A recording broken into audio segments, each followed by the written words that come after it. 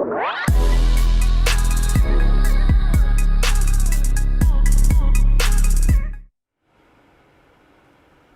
hello and welcome. You're watching NewsX India A-List. I'm Megha Sharma, and in our endeavour to bring forth the stories of some of India's finest in the brightest, today we have put together yet another unmissable lineup of India's who's who. Our first guest for the day is prolific filmmaker Kabir Khan, an Indian film director, screenwriter and a cinematographer. He has directed the film 83, which has received rave reviews. Let's listen into this conversation.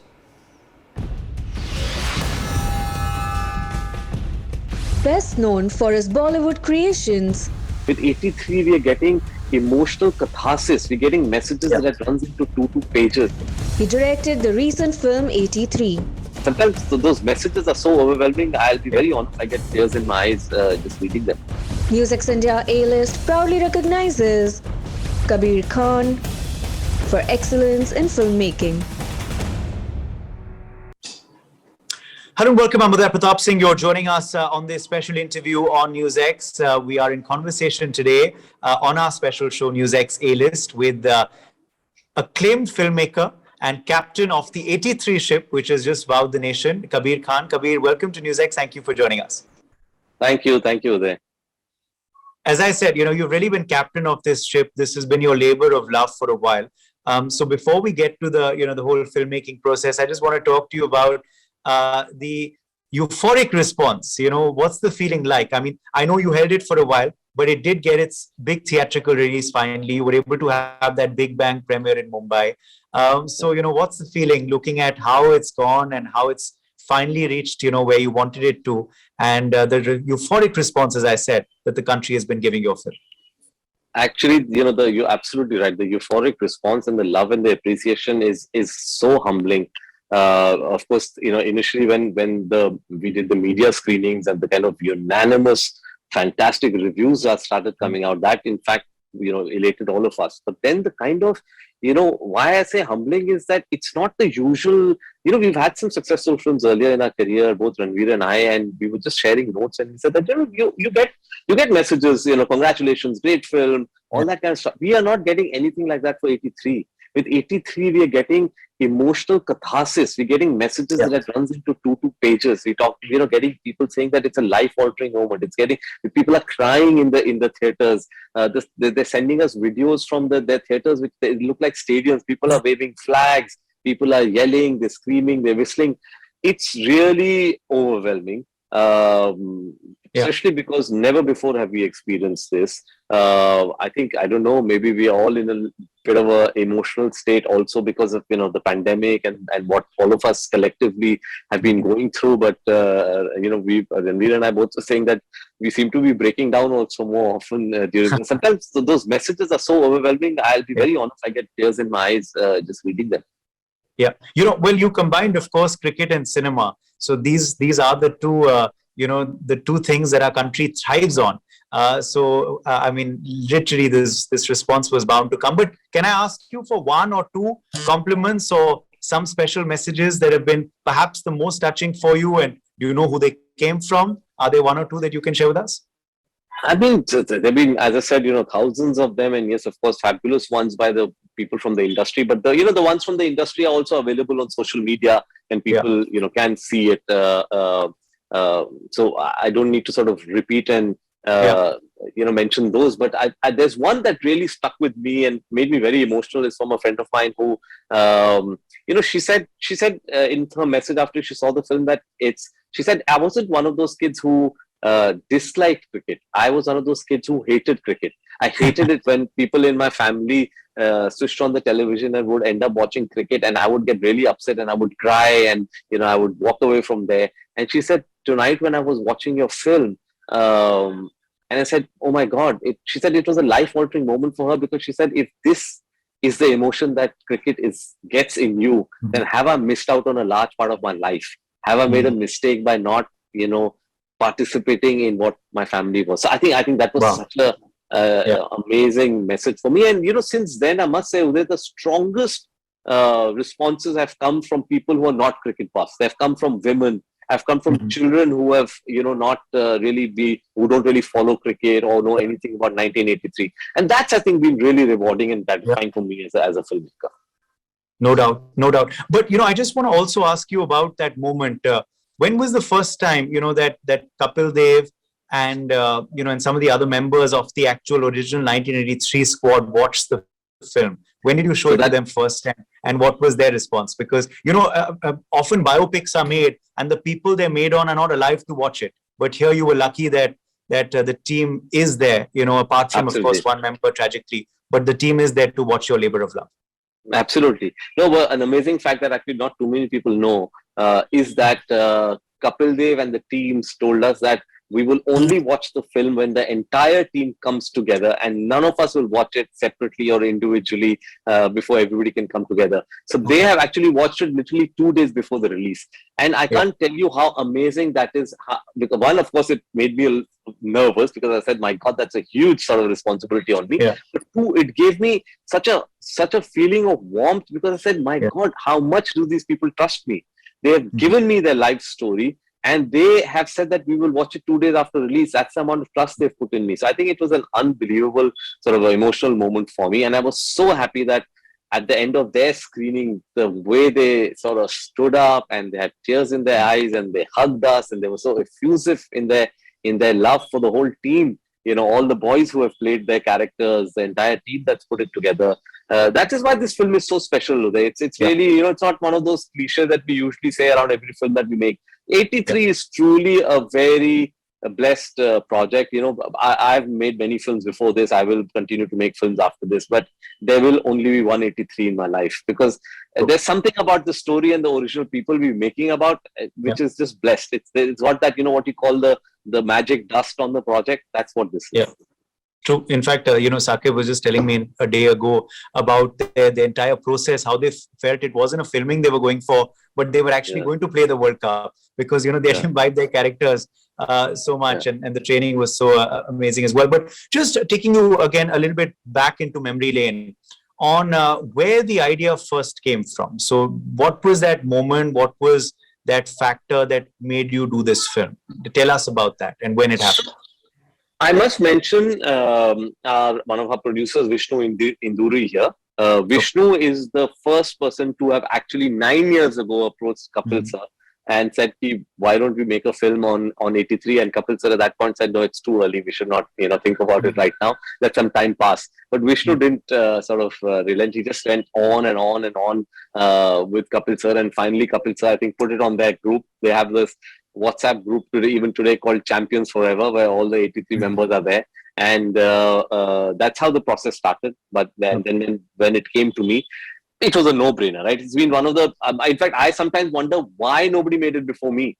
It's this iconic story sitting there, in front of us for the last 38 years. Why didn't anybody pick it up? But I'm really glad that it waited for me. I'm really glad that, I got an opportunity to tell this story because, I know that, 10 years, 20 years, 30 years down the line when people will, if ever they speak about my filmography, 83 will be one of the sort of crowning glories of my filmography. And I've often said, sometimes filmmakers don't choose stories. Stories choose filmmakers. And in this case, I'm so glad this story chose me. And I had the privilege of telling this onto the big screen and putting it out there for posterity now. For anybody who wants to see what happened, the magic of 1983 is there for you to watch. I have to quickly ask you then how you chose your captain, how you chose Ranveer Singh to play Kapil Dev. I think he was the first to be cast, if I'm not mistaken. Choice. Yes, he was the first to be cast, and it was a gut instinct. People often have asked me why Ranveer. He doesn't really look like Kapil Dev. I mean, this is before the film. Today, after the film, of course, they're saying that, oh my God, we don't see Ranveer, we're only seeing Kapil. But it was a gut instinct. There was something about Ranveer I knew that he will be able to do it because, if you see his last 3-4 films, forget the fact that it will not look like the same actor. It won't look like the same human being. You feel that how can this person be sound and appear like this and also be this? His eyes change, his expressions change. His he's I often call him a chameleon. He's a chameleon. He just takes the color of whatever he's standing next to, or whichever character he decides to imbibe. So and I'm so glad that he was my first choice. I'm so glad he decided to go ahead and do it, because now when people are seeing the film, I don't think anybody can even imagine who else could do this.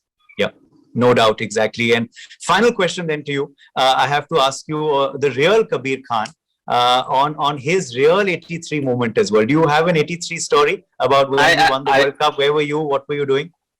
So I had just reached Hyderabad that morning, and that's my hometown. I was born there. And so I'd gone to my grandfather's ancestral home where a large extended family was there. So actually perfect setting to sit and watch a thing. I was in school, I was young. Now when I look back, I don't have very distinct memories of like watching the game itself, but I have very distinct memories of me wondering after the game, why has the world gone mad? Why are people, grown up men in my family, crying? Why are people running around on the streets, exploding firecrackers? And that's a very distinct memory. And now, so many years later, that's the madness that I'm trying to recreate in the theaters when people go and watch 83. Well, congratulations again on the response, Kabir Khan. And thank you so much for joining us today on NewsX. Do you have a project coming up, or are you just soaking in now the 83 magic? Soaking in for now. We'll start working on them in January. Okay. So we'll chat on that, of course, in 2022. But for now, congrats again and thank you for being with us. Thank you so much, Uday. Bye-bye. All right, next up for the day is another guest. He's the founder of Raising Superstar Raghav Himatsingka.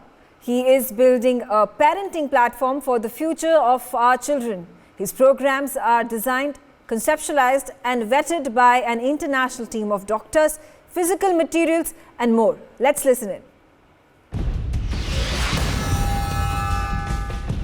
With an aim to build a parenting platform, I and the founders, which is me and my wife, we are the founders of the company and we are also a parent, right? So we are a parent first and an entrepreneur second. he focuses on development of children. Provide a community of parents to interact with, support each other. We also provide our expertise in terms of any questions that people have. NewsX India A-List proudly recognizes Raghav Himatsingka for excellence in development, growth and business.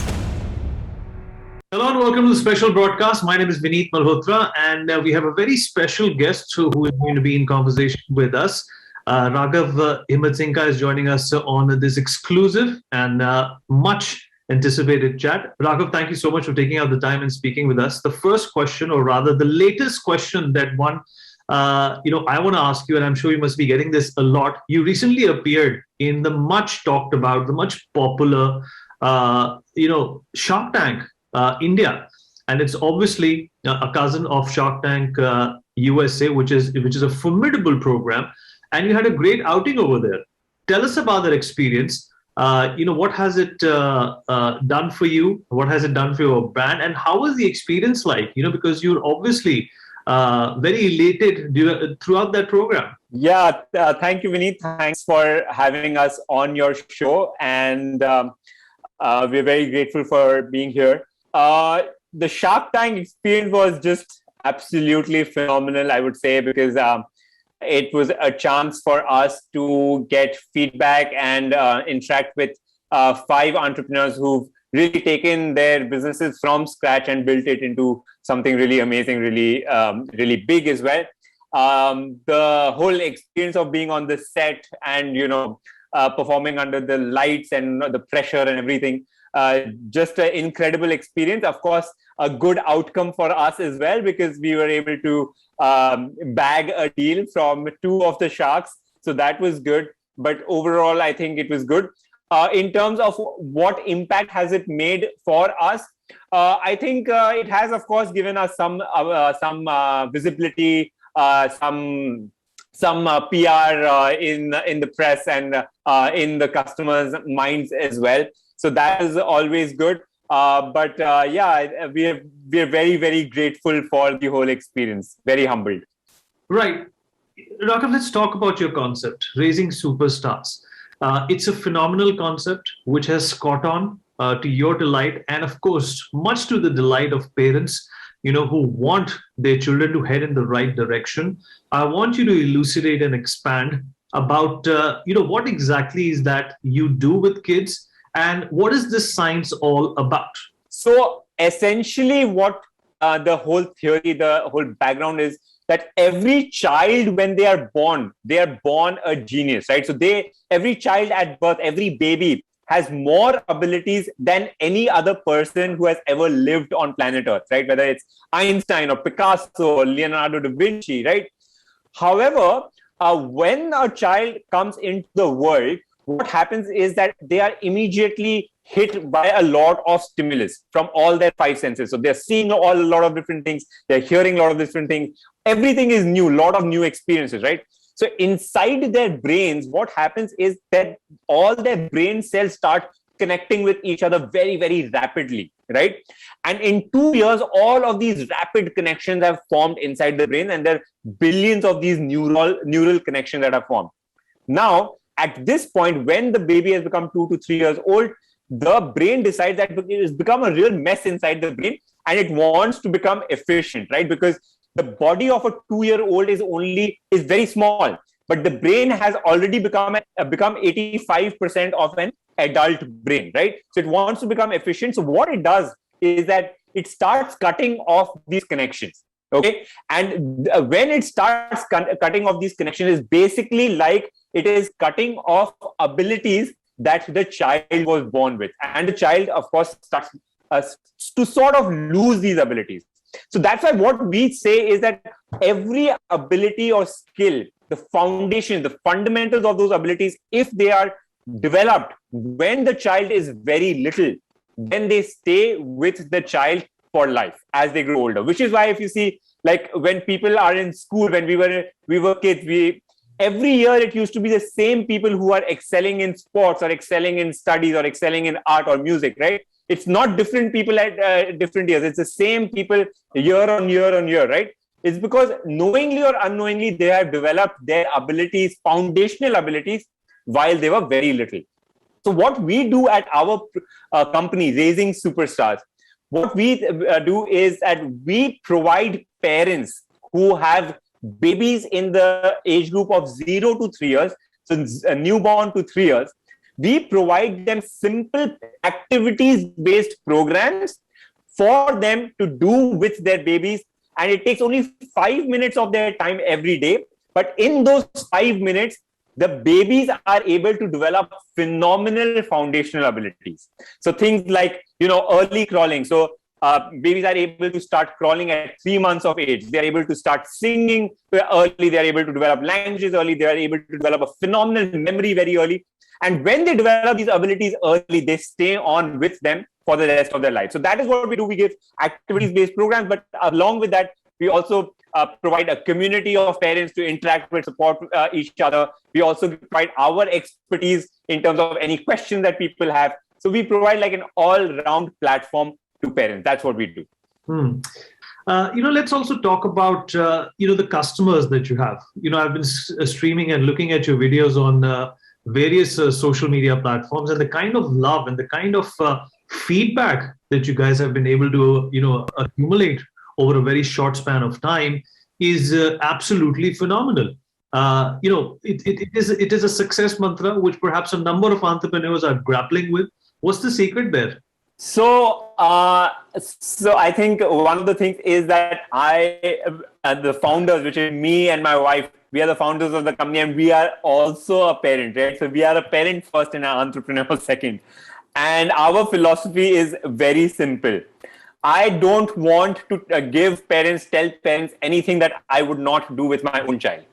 And I want to give everything that I would do with my own child, right? So I would say it's a very sort of an honest way of approaching our business. Like we wouldn't say that you do this because your child would go to IIT 20 years later, right? Because that is not the kind of pressure I would put on my own child. I wouldn't say that you spend 1 hour, 2 hours every day with your child doing homework, because I hate homework. I don't want my child to have unnecessary homework. We want to make it super easy and convenient. So I think because of those factors, and because we are ourselves a parent, we take a lot of feedback from parents as well. So we have very, very large and active community where parents are posting their videos, photos. This is what my child did. This is what they're doing. And they support each other. So we also get a lot of learning and feedback. And that goes back into everything that we do. So yes, we do get a lot of positivity, a lot of positive feedback. Our activity ratings are actually 97 out of 100. So people love our activities. People love to be part of the community. I think that's one of the things, that the community is very, very positive and supportive, and parents just love to be part of that as well. Yeah. Right, absolutely. And you talk about the Prodigy framework also, Raghav. And the one thing that stood out for me was that all of this is done without a screen in the child's hand, which is in fact a challenge for a lot of parents these days, especially with the pandemic around. Yeah, absolutely. So it has actually been proven in by research that screens are really, really bad for children. Like below 3 years, it's absolute no-no, and even afterward, because it hinders with cognitive skills, social skills, etc. And I know it's hard these days, especially with the pandemic, but I wouldn't want my child to be addicted to a screen. I don't want him to have all of the harmful, evil effects of the screen, and that's how we don't want it to give to our parent customers as well, right? So our programs are completely screen-free. The screen is so we have our program on the mobile app as well as on the web, but the screen time is for the parent. So we tell the parent what kind of activity they must do, and then they just go and do it with the child, and it takes hardly a couple of minutes in a day, right? And they can do it anytime in the day, but it's absolutely screen-free. So, the bifurcation is actually clear, folks. We are talking about passive parenting versus active parenting is what Raghav is actually promoting here. Raghav, people would also be interested to know, how can they sign up for your program? It is something which is going to be crucial for them, because thousands of people are going to be watching this program, and they do. Me also, as a parent, would want to revolutionize my child's cognitive abilities from a very early age.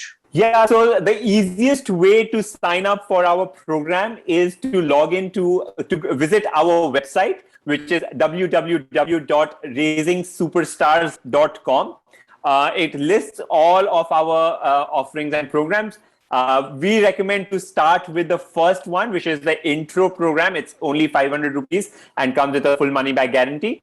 So parents can just, parents of babies who are less than 3-year-olds, they can visit our website, raisingsuperstars.com, and they can choose any program, but we of course recommend starting with the intro program, which is for 500 rupees.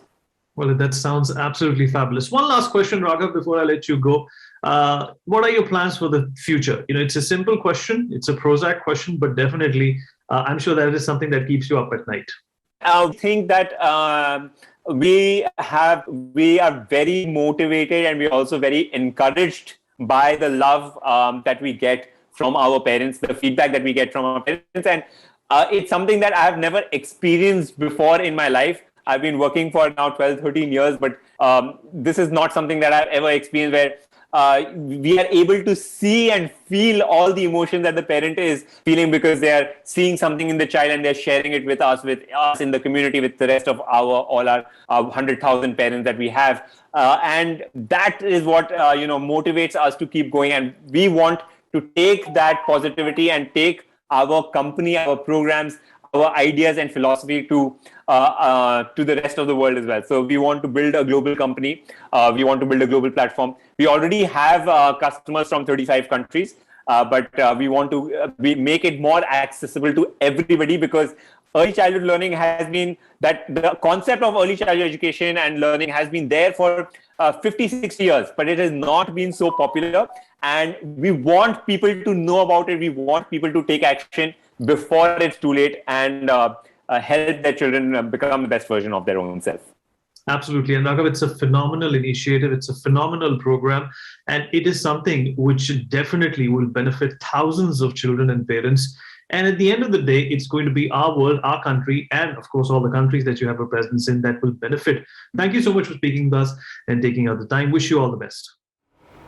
All right. And the final guest for the evening is actor Kirti Kulari. Now, she works in the Hindi language film industry. She made her acting debut in the movie Khichdi back in 2010.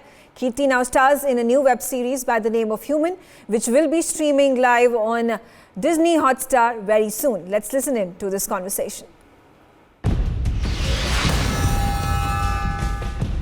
Known for her Bollywood performances, really show you the evil and the goodness through these people, who are just plain simple human beings. she stars in the new web series Human. Absolutely love thrillers, and crime thrillers especially are one of my favorites actually. NewsX India A-list proudly recognizes Kirti Kulhari for excellence in acting. Hello and welcome. I'm Uday Pratap Singh. You're joining us on this special interview as part of our NewsX A-list series. We're in conversation today with well-known actor Kirti Kulhari. Kirti, welcome to NewsX. Thank you for being with us. Thank you there. Thank you for having me here.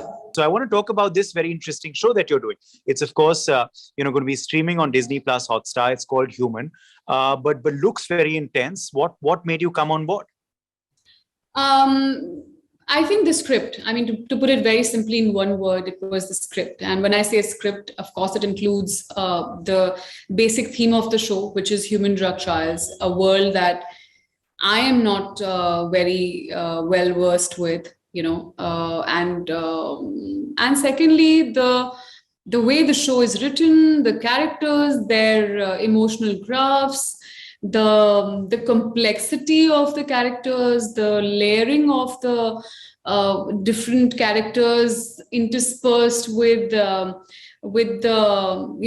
different tracks going into another. There's so much happening in the show, and I think at the bottom of all this is the fact that, as the name suggests, it's so human, like the show. When you see the show, it leaves you really looking at everything and everyone as the human beings that we are. It's because it's when you talk about right, wrong, black, white, evil, goodness, I mean, it's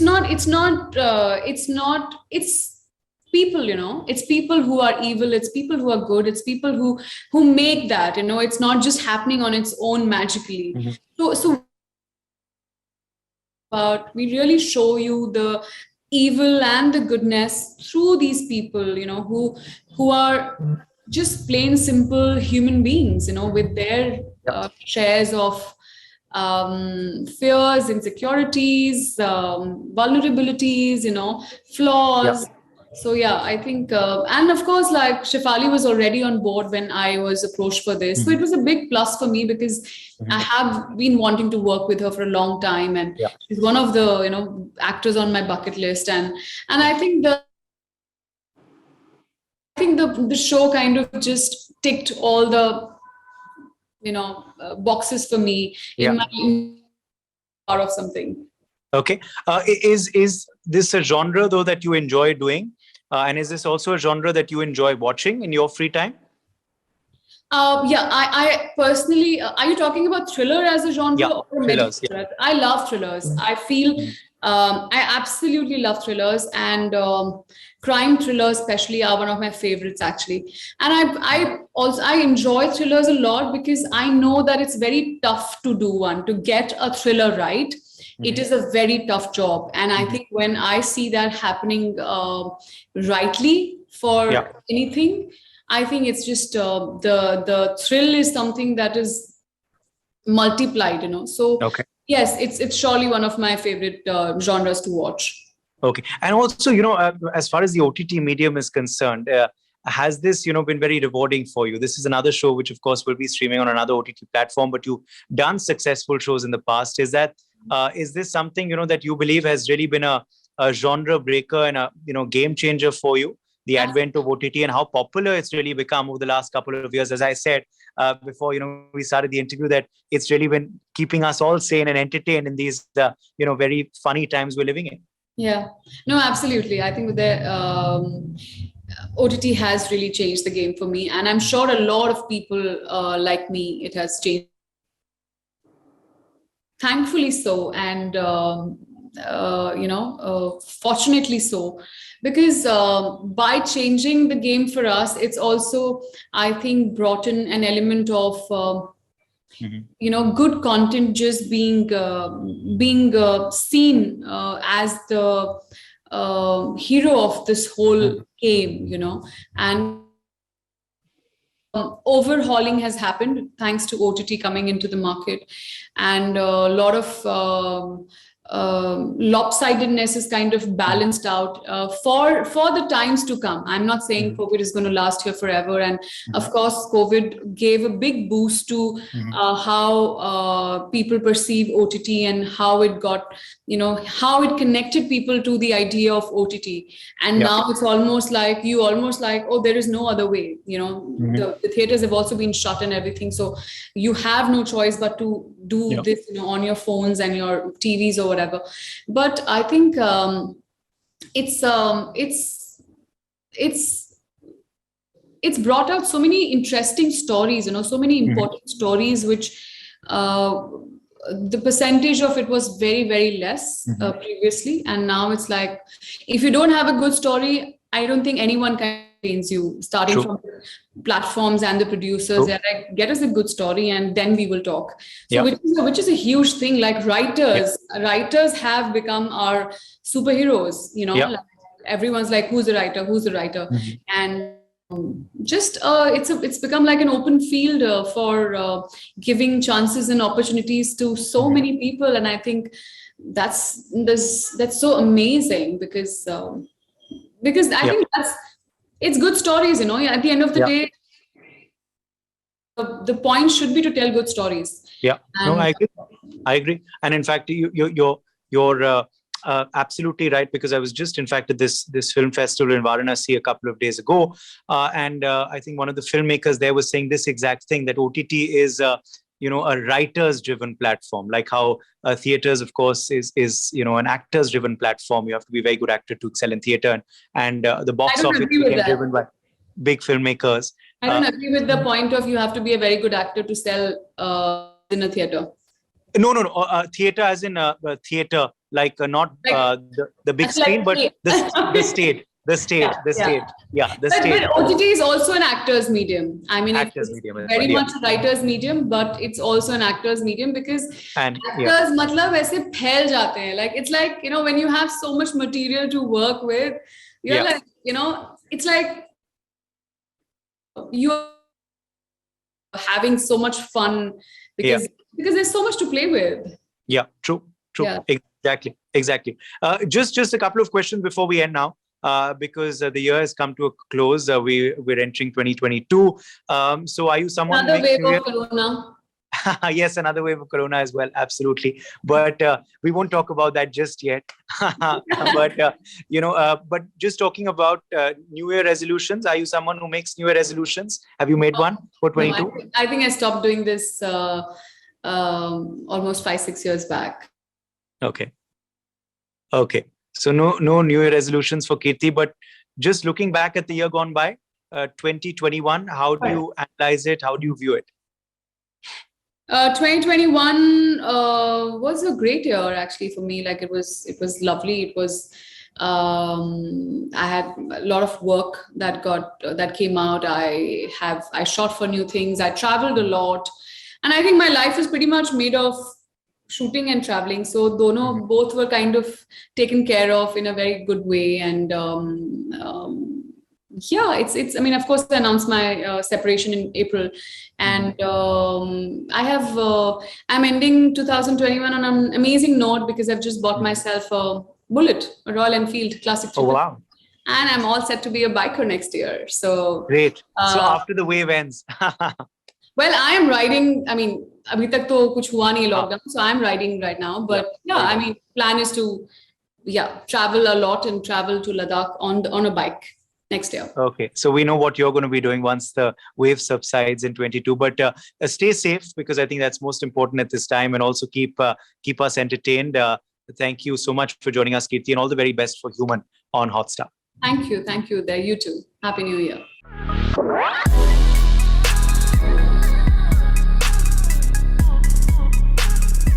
For more such videos, subscribe to the NewsX YouTube channel, hit the bell icon.